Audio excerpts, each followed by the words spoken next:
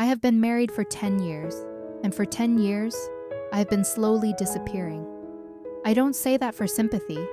I say it because I think a lot of women know exactly what I mean, and nobody ever talks about it out loud. When I first met my mother-in-law, she was warm, generous even. She laughed at my jokes and complimented my cooking and told my husband he had chosen well. I remember thinking how lucky I was. Some women spend their whole marriages at war with their husband's family. I thought I had been spared that. I was wrong. The moment I became her daughter-in-law, officially, legally, permanently, something in her changed. Like a switch had been flipped.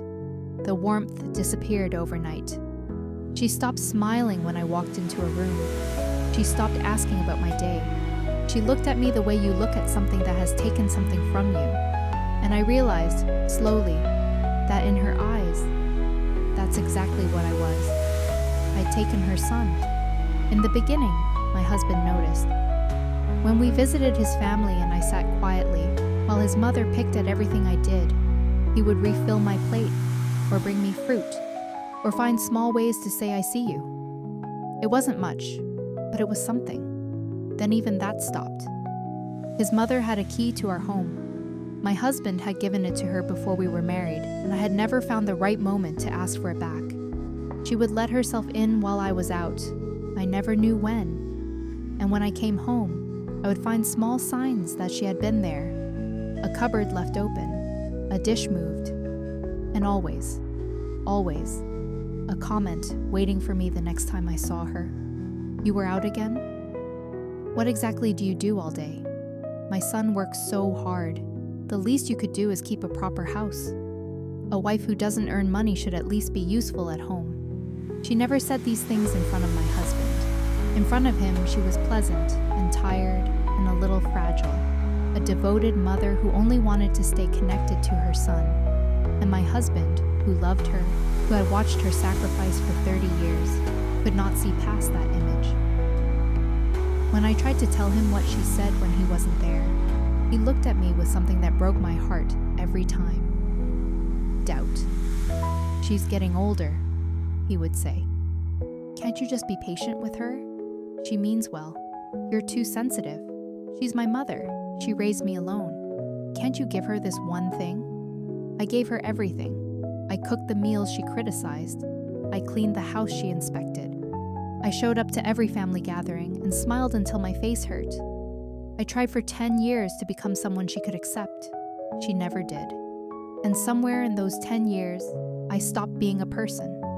I became a role, a function. The daughter-in-law who cooked and cleaned and stayed home and had no income and no identity, and no voice in her own house. My husband stopped defending me, not because he stopped loving me, but because he had been worn down too.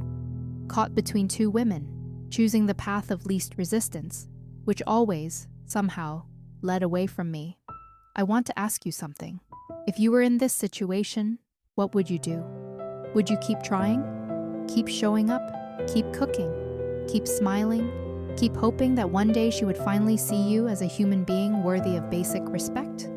Or would you draw a line? Because here's what nobody told me when I got married. There's a difference between keeping the peace and losing yourself. I spent 10 years believing those were the same thing. They are not. The peace I kept cost me my confidence, my sense of self, my ability to walk into a room and feel like I belonged there. It cost me the version of my husband who once brought me fruit at dinner because he wanted me to know he saw me. I'm not writing this because I have answers. I'm writing this because I finally went to see a counselor. Alone, at first, because I was so used to having no one on my side that I didn't even think to bring my husband. And sitting in that office, saying these things out loud for the first time in 10 years, I realized something. I'd never once asked myself what I needed. Not what my mother-in-law needed. Not what my husband needed. Not what would keep everyone comfortable and the family dinners civil. What I needed. So I am asking you, because I genuinely want to know. When a mother cannot let go of her son, when a husband cannot choose between his wife and his mother, When a woman spends a decade shrinking herself to fit inside a space that was never designed for her, at what point is enough enough? And who is responsible for fixing it? The wife who has already given everything, the husband who has looked away for years, or the mother who started it all? Leave me your thoughts below, because I have been silent for 10 years, and I am done being silent.